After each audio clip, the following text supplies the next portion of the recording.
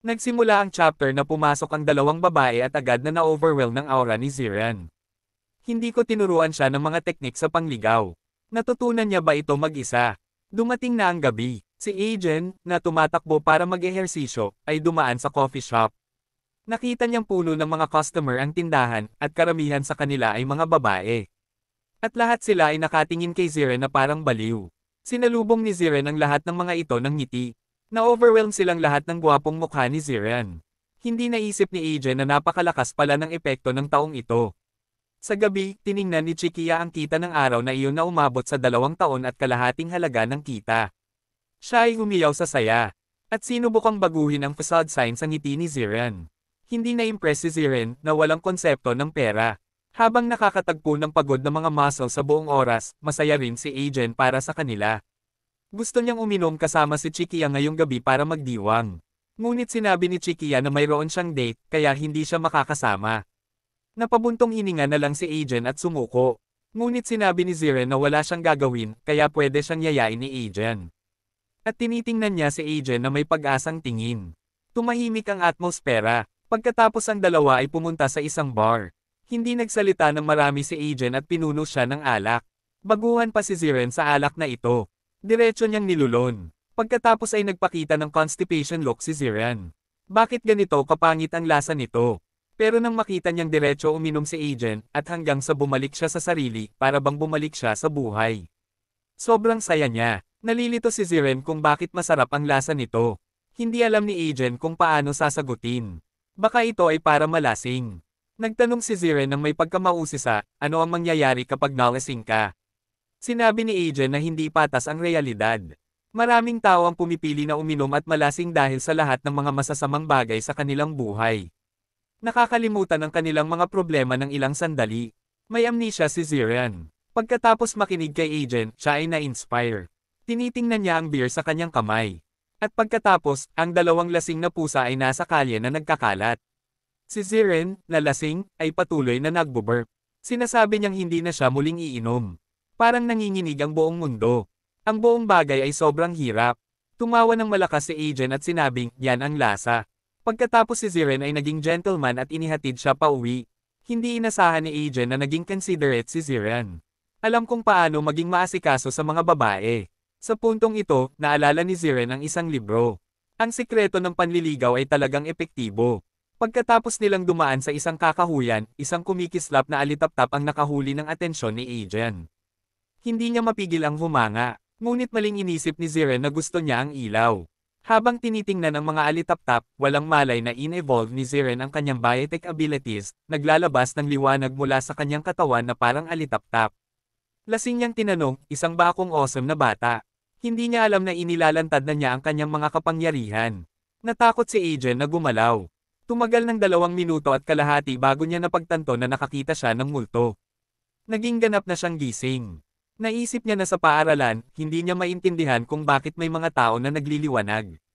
Napabigla, kusang bumaling at tumakbo siya. Nahabol siya ng nagliliwanag na si Ziren at sumigaw, may panganib sa unahan. Pero huli na para makapag-react si Ajen. Hindi na niya mapigil ang kanyang katawan at natisod sa isang bato. Ang kanyang hindi balanseng katawan ay bumagsak patungo sa bangin. Sa sandaling iyon, nagising ang natutulog na kapangyarihan sa katawan ni Ziren ng buo. Ang malabong alaala ng mga mahalagang tao na namatay sa harap niya ay sumagi sa kanyang isipan. Naalala niya ang mga cheetah abilities ng mundo ng mga hayop. In-evolve ni Ziren ang bilis ng isang cheetah at nagmadali papunta sa bangin. Nagpakita siya sa itaas ni Ajen sa isang iglap. At ang kanyang ekspresyon ay nagbago pabalik sa karaniwang deadpan. Bumulusok siya sa bilis ng isang peregrine falcon at walang kahirap-hirap na nahuli si Ajen. Natulala si Ziren na makalapit ng ganito kay Ajen sa unang pagkakataon. Isang hindi sinasadyang pamumula ang kumalat sa kanyang mukha. Nanginginig si Ajen sa takot. Sa loob ng Bio Institute, kinabukasan ng maaga, si Ajen, na hindi pa tuluyang nagising, ay pumasok sa trabaho ng mukhang pagod. Ang grupo ay nag-aaral ng biometrics ng Helmsman na Steel. Natagpuan itong may napakabilis na regeneration rate. Kahit anong pinsala, maaari itong maghati at muling mabuo ng buo. Pagkatapos, inilabas ng chief ang isang bote ng scientific sulfuric acid, ipinatakan ito sa steel container. Si Ajen ay labis na nababahala sa tanawin, at natagpuan ito ng chief na napaka-interesante. Sinabi rin niyang ito ay isang malaking tagumpay para sa sangkatauhan. Pagkatapos ng pananaliksik, bahagyang tinanong ni Agent ang Chief, may potensyal ba ang tao na i-evolve ang mga kakayahan ng hayop sa kanilang sarili? Ang mga tao ba ay may bilis ng mga cheetah o ang lakas ng mga dinosaur, at iba pa? At ang chief ng seksyon ay nagsabi ng may malalim na ekspresyon, ang ganitong uri ay hindi na maituturing na tao, kundi isang halimaw. Ito ay isang paksa ng eksperimento para sa mga tao. Naging wage earner si Ziren upang kumita ng sapat para sa kanilang pangangailangan. Nang makita niya si Agent, agad siyang lumipat sa dog-licking mode. Hindi niya napansin na mukhang malalim ang iniisip ni Agent. Tiningnan ni Agent ang hanggal sa harap niya. Naaalala mo ba ang nangyari kagabi? Ngunit nagkunwari si Ziren, nakalimutan ko na lahat. Pinalo ni Agent ang mesa at sinabing tigilan na niya ang pagpapanggap.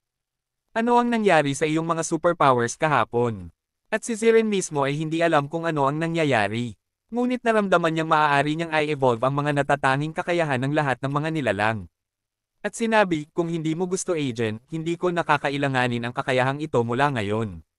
Pero naging mausisa si Agent at nagtanong, ano ang gusto mong gawin sa kakayahang ito?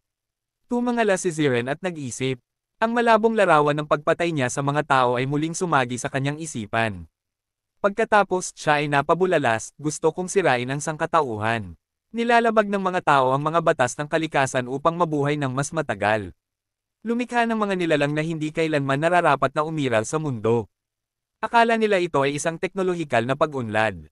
Ngunit hindi nila alam na lumilikha sila ng isang kakilakilabot na nilalang na tinatawag na steel na si Ceres sa sangkatauhan. Ngunit hindi lamang siya ang may ganitong layunin. Naroon din si Ziren, na nawala ng alaala. Sa ngayon, walang kamalay-malay na nagsalita si Ziren tungkol sa pagwasak sa sangkatauhan. Tinitingnan siya ni Agent na may hindi makapaniwalang ekspresyon. Nang bumalik siya sa kanyang katinoan, hindi niya alam kung bakit niya nasabi ang ganoong bagay. Iniisip ni Agent na ito ay kakaiba. Paano ang isang simple at sweet na bata ay magsasalita ng isang bagay na ganito ko hindi makatao? Pagkatapos ay sinubukan niyang kumbansihin si Ziren na makipagtulungan sa investigasyon ng misteryo ng kanyang katawan. At pagkatapos ay inilabas niya ang isang consent form para pirmahan ni Ziren. Si Ziren, na hindi marunong magbasa, ay hindi nag-aalala. Gagawin niya ang anumang sabihin ni Agent. Mabilis niyang isinulat ang kanyang malaking pangalan. Pagkatapos pirmahan ang pangalan, tinanong niya si Agent kung ano pa ang kailangan niyang gawin.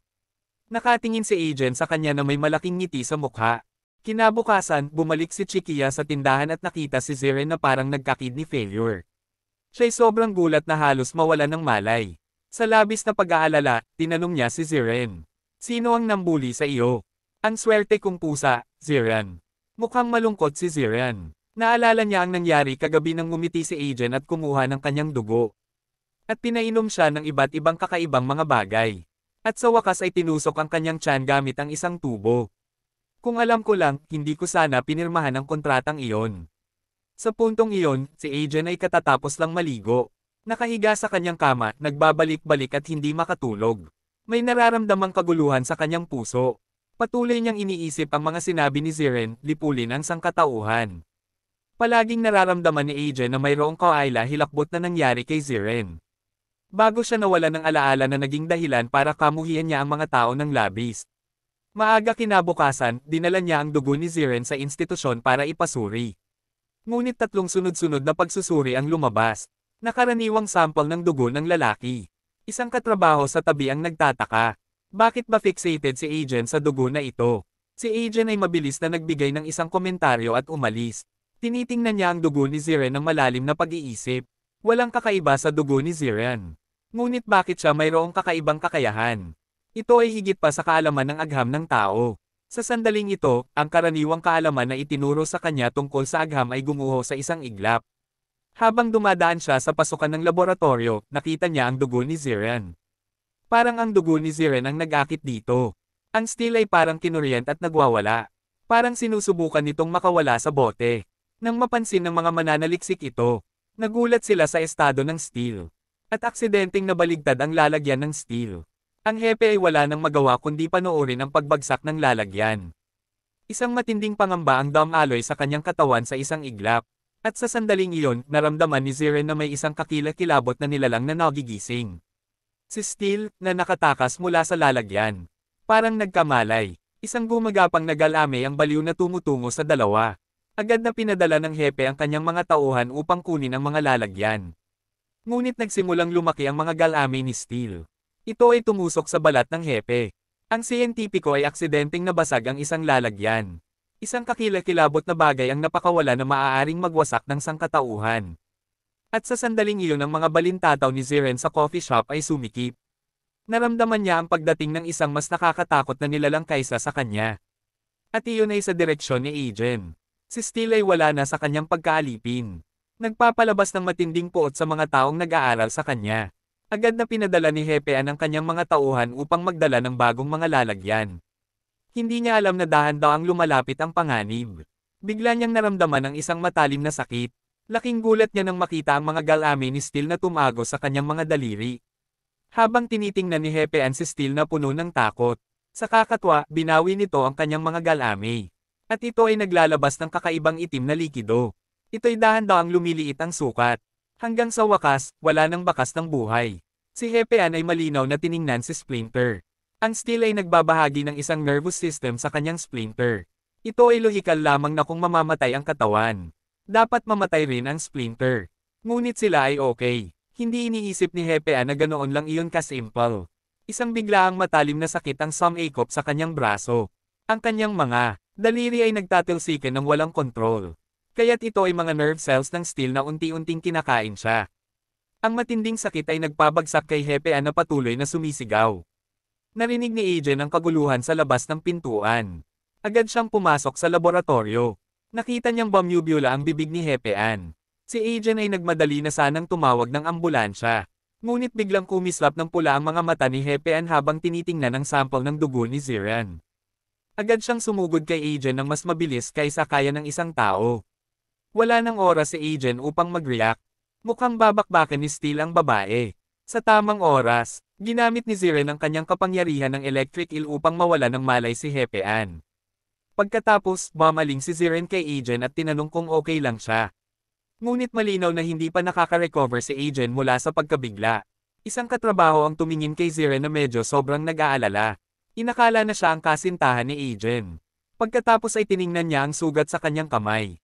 Iyon ang sugat na nakuha niya nang magwala si Hepean. Ngunit hindi niya ito gaanong pinapansin. Walang kamalay-malay kung gaano ito kaseryoso.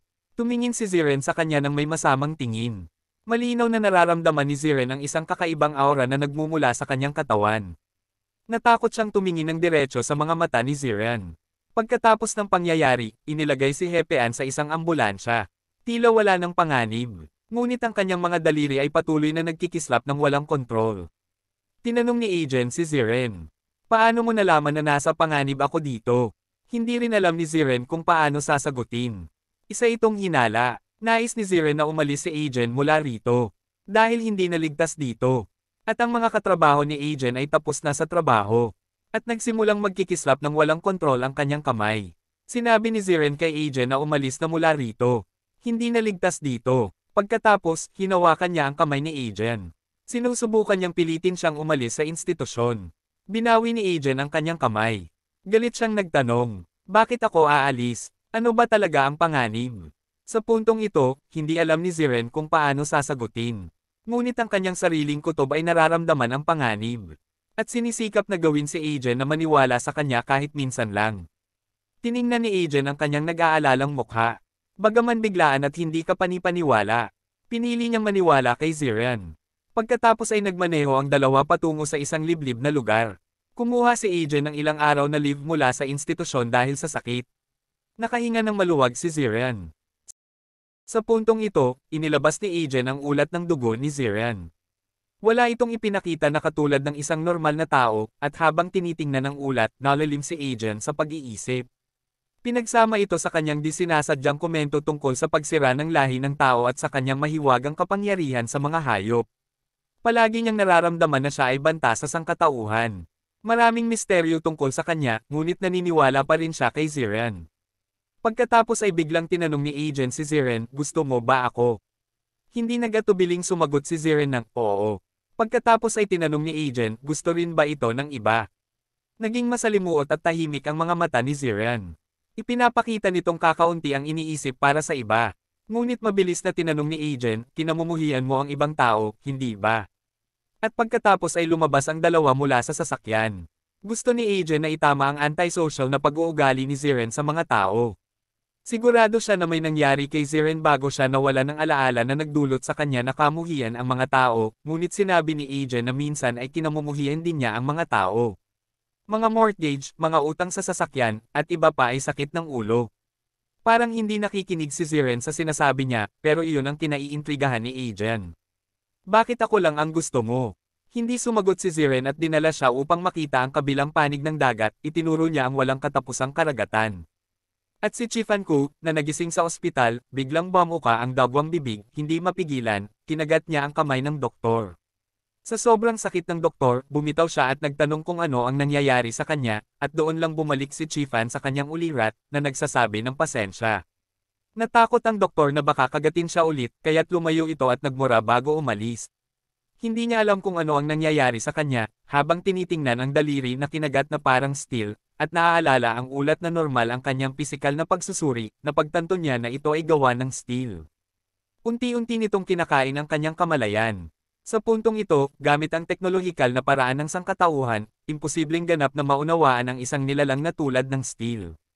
Kailangan niyang bumalik sa institusyon upang malaman kung ano ang mali sa kanya, at sa loob ng institusyon, si Lian, na nasugatan ni Chifanku, ay nagmamakaawang natutulog. Isang lamok ang lumapit sa kanya. Masigla itong sumisipsip ng kanyang dugo, at ang lamok ay natanggap ang isang senyales ng kamalayan, ang kamalayang steel, na poxay ng lahi ng tao. Ito ay isang lamok na may virus na parang zombie, sa kagat nito at sa pagpapasa mula sa tao, ang bilang ng mga nahawa ay umabot na sa 289 at patuloy na tumataas, at ang pinagmulan ng lahat ng virus na ito ay isang nilalang na tinatawag na steel, ito ay parasitiko sa kanyang lumikha. Si Chifan ay nagsisilbing parasitikong tagapagdala para sa steel, na pagtanto niyang siya ay nasa isang simbiotikong relasyon. Sa loob ng isang araw, sa pamamagitan ng neural network ng steel, maaari niyang maramdaman na ang bilang ng mga nahawa ay umabot na sa 280,000 sa buong mundo, at nararamdaman niyang maaari niyang kontrolin ang kamalayan ng sinumang nahawaan ng virus, maaari niyang gawin ang anumang nais niya, tinawag niya itong thread manipulation virus, na parang Diyos, naglalaro ng puppet na may mga sinulid, ang kapangyarihan ng buhay at kamatayan sa sangkatauhan, ito ay mapanganib para sa sangkatauhan. At mayroong dalawang pagpipilian sa harap niya, A ay ang plano upang iligtas ang sangkatauhan, B ay ang pagpuksa sa sangkatauhan. Sa kabilang panig ng dagat, ginagamit ni Ziren ang kanyang biotech sense upang palasan ang mga isda sa dagat, pagkatapos ay ginagamit ni Ziren ang kapangyarihan ng kalikasan upang kontrolin ang ibabaw ng dagat. Bagamat si Agent ay isang siyentipiko, ang tanawin sa kanyang harapan ay ikinagulat niya, ito ay lampas sa siyentipikong paliwanag, kontrolado ni Ziren ang dagat, lumilikha ng mga malalaking buhawi, tulad ng isang haligi ng tubig. Hindi talaga inakala ni Agent na maaaring manipulahin ni Ziren ang kalikasan, pagkatapos ay tinanong siya ni Ziren kung gusto niyang sumakay. Nakatitig si Agent, hindi niya naiintindihan ang ibig sabihin, bago siya makareact. Isinakay na siya ni Ziren sa mga alon, patuloy na tumakbo palayo, sinabi ni Ziren sa kanya. Huwag kang matakot, wala kang dapat ikatakot, dahil narito ako, ang lupa, ang tubig, kahit ang hangin, lahat ng ito ay nasa ilalim ng aking kontrol, sinabi niya kay Agent na maramdaman ang hilaw na enerhiya ng mundo sa kanyang puso, at iyon ang dahilan kung bakit si Ziren ay gusto lang siya.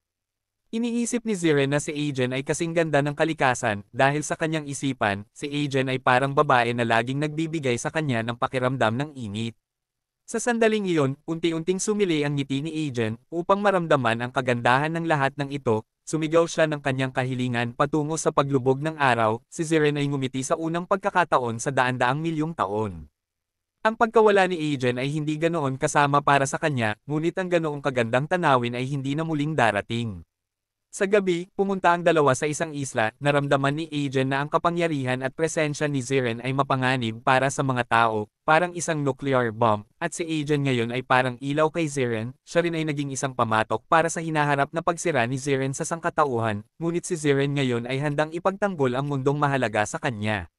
Ngunit kapag nawala na ang ilaw na iyon, ang sangkatauhan ay haharapin ang dalawang nakakatakot na nilalang, at sa loob ng institusyon, si Chiffon, na ang isip ay naapektuhan ng steel, ay hindi maintindihan. Dahil sa kapangyarihan ng buhay at kamatayan sa sangkatauhan, nang makita niya ang balita tungkol sa mga bansa na nagpapatupad ng iba't ibang hindi makatwirang mga patakaran, tahimik itong sumasakop sa buong mundo, at ang mga aktwal na nakikinabang mula sa lahat ng mga hindi makatwirang patakarang ito, ay ang mga makapangyarihang politiko at negosyante lamang. Ang mga mayayaman ay lalong yayaman, at ang mga mahihirap ay lalo lamang maghahirap hanggang sa mamatay, ang gayong maruming at makasariling lipunan ng tao, na pagtanto niyang ito ay tadhana. Iniisip niya na ito ay paraan ng Diyos upang lumikha ng mas mabuting mundo para sa sarili, basta ang bilang ng mga nahawa ay sapat na mataas. Kung mataas na ang bilang ng mga nahawa, maaari niyang manipulahin ang kamalayan ng tao sa isang kisap mata kung gusto niya, na nag-trigger ng ikaapat na digmaang pandaigdig, panoorin ang mga tao na pumatay sa isa't isa, anong kahangahangang tanawin iyon, ito ang katapusan ng sangkatauhan, babalik ang lupa sa isang panahon na walang mga tao, isang nilalang na maaaring manipulahin ang lahat, ito ay magiging Diyos. Anong kahangahangang eksena iyon, iniisip ng taong ito na siya ay isang Diyos, ang kapangyarihan ng buhay at kamatayan sa sangkatauhan, kontrolado niya ang kamalayan ng 280,000 tao. Sa pamamagitan ng isang neurovirus, at ang bilang ng mga nahawa ay patuloy na tumataas, habang siya ay nasisiyahan sa kanyang makadiyos na karapatan, isang figure ang biglang lumitaw sa harapan niya. Tinanong ng pinuno, sino ka ba? Ang pangalan ko ay Lee Ziren, sabi nito. Nandito ako para wasakin ka. Nanlumo ang pinuno sa narinig. Nagsimulang lumabo ang paningin nito. Namula ang mga mata at umungol. Habang nalaglag ang salamin, unti-unting nasakop ang kanyang kamalayan ng neuroviral na nilalang. Nakikita ko na ikaw at ako ay may iisang layunin. Bakit mo ako sinusubukang patayin? 5 minuto na ang nakalipas, muntik nang makagat si AJ ng lamok na kontrolado ng Steel Virus, halos iwanan siya ng mga taong mahalaga sa kanya. At iyon ang dahilan kung bakit dumating si Ziren para patayin siya. Dahil ang presensya mo ay mapanganib sa kanya. Huminto si Ziren sa pagsasalita at inilabas ang lahat ng kanyang kapangyarihan. Ngunit hindi natinag ang Steel. Pagkatapos ay hinawakan nito ang kanyang kamay. Ang mga taong kontrolado ng Steel Cell Virus ay parang mga zombie na dumudumog sa pintuan. Ngayon, lahat ng tao ay magiging aking mga armas. Huwag ka namang magbiro. Ako na ngayon ang Diyos ng mundong ito. Ngunit hindi na hinintay ni Ziren na matapos nito ang kanyang pangungusap bago ito sumugod. Napakahina mong Diyos. Inangat ni Ziren ang kwelyo nito, pataas ng pataas sa himpapawid. Lumipad palayo sa lungsod. Isang malakas na impact ang nagpadala rito sa kanayunan. Matinding impact sa isang matigas na bato. Agad itong napadugo sa bibig. Ngunit ilang segundo lamang, pinanumbalak ng regenerative cells ng Steel ang kanyang mga sugat. At doon dumating si Ziren sa kanya. Nagtataka si Ziren kung bakit hindi ito mamatay. Sa pagkakataong iyon, pinatikim ni Ziren dito ang sukdulang inviolable aesthetic. Isang suntok lang hindi ka mapapatay. Kaya magbibigay pa ako ng maraming suntok. Kahit nabasag na ang ngipin nito dahil kay Ziren. Hindi pa rin ito bumagsak kahit nabugbog na ito ng husto. Mabilis ding gumagaling ang mga nasugatan nitong parte dahil sa regenerative cells. Nagtataka si Ziren kung bakit hindi pa rin ito patay. Nagkatitigan lamang ang dalawa ng walang salita. Hindi kita matatalo, pero hindi mo rin ako mapapatay. Hinawakan ni Ziren sa leeg nito at tinanong. Ano ang kailangan para mapatay ka? Doon nagsimulang lumaban ang Steel. Sinusubukan nitong ipasok ang virus cell sa katawan ni Ziren. Pero hindi ito gumana. At tinanong siya ni Ziren na para bang siya'y tanga. Bakit mo pinipisil ang kamay ko? Pagkatapos ay ibinuka ni Steel ang kanyang mga kamay.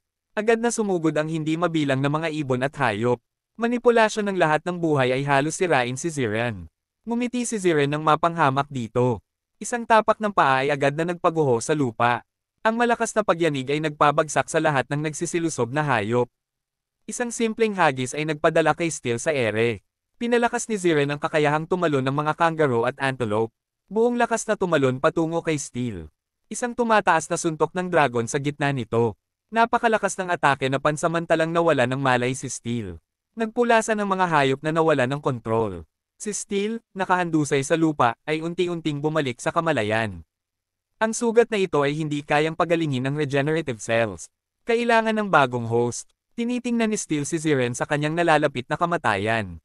Nagpakita ng takot ang kanyang mga mata. Saka lamang niya tuluyang naunawaan. Walang paraan para manalo sa harapan niya.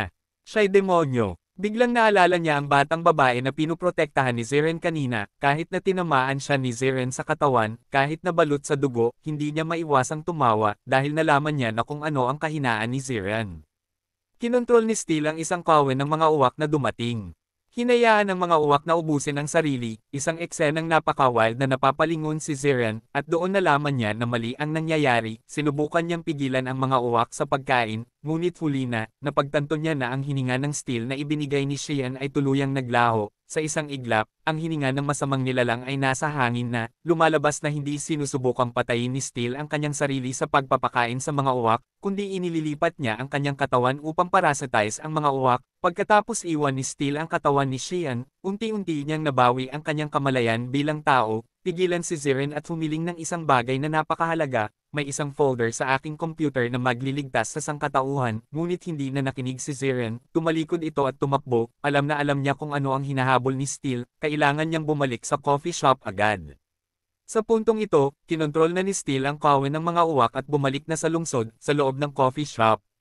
Nagrereklamo si Chikia na lalong kumukonti ang mga customer sa coffee shop. Kasalanan daw ito ni Ziren dahil hindi nagtatrabaho, hindi naman daw niya ito maaring basta i-fire. Si Ziren na daw ang mukha ng tindahan, biglang hindi na makontrol ni Chikia ang kanyang kamay at tinakpan ang bibig ni Agen. Nagulat ito at dali-daling binawi ang kanyang kamay, sumakit ang ulo ni Chikia, may mga kakaibang boses na nagmumula sa kanyang isip. Gaano man ito lumaban, hindi mawala ang boses, patuloy ang paglusob ng viral cells ni Steel. Halos mawala na ito ng kontrol, sumisigaw ito kay Agen na tumakbo, natakot si Agen sa kanyang asal, ngunit may paparating pa. Isang grupo ng mga taong kinokontrol ni Steel ang pumapaligid sa coffee shop na parang mga zombie sa susunod na segundo. Binasag nila ang salamin at sumugod, natakot si Agen, sa puntong ito, nawalan na ng kontrol si Chikia, sa kanyang tangkang hawakan si Agen. Isang figure ang mabilis na dumaan sa ulo ng zombie, nagpakita muli ang kanyang bayani, itinulak ni Ziren ang ulo ni Chikia sa mesa, at hindi niya nakalimutang sabihin. Patawad, boss, huwag mo na akong kaltasan ng sweldo. Pagkatapos ay hinailan niya ang ulo ni Chikia patungo sa mga taong nawala ng kontrol, at walang awa itong ihiniga sa kanila. Patawad talaga, boss lady, napanganga si Agen sa walang awang panig ni Ziren, binigyan ni Chikia ng MBT personality test si Ziren dati, lumabas ang resulta na. Nakakatakot na ISTP personalities, samantala, nagbabahagi ng balitang pang-emergency ang mundo, may mga taong may mental disturbance na lumilitaw sa buong mundo. Opisyal na itinalaga ng mga eksperto ang simptomas na ito bilang zombie epidemic, hindi pa sila sigurado kung saan nanggaling ang virus. Ang sabi ng iba ay isang biochemical virus daw ito mula sa hayop, lahat ng tinamaan nito ay sabay-sabay nakatanggap ng isang larawan at utos sa kanilang isipan. Ang larawan ay isang batang babae na may mahabang buhok mula sa bansang Kimchi, ang utos ay, pulihin siya at kagatin siya, balik sa coffee shop, handang manikmal ang napakaraming zombie kay Agen. At sa likod ng grupo ng mga zombie, tahimik na nanunood ang uwak. At ito si Steel, na nabigyan ng panibagong pagkakataon sa buhay.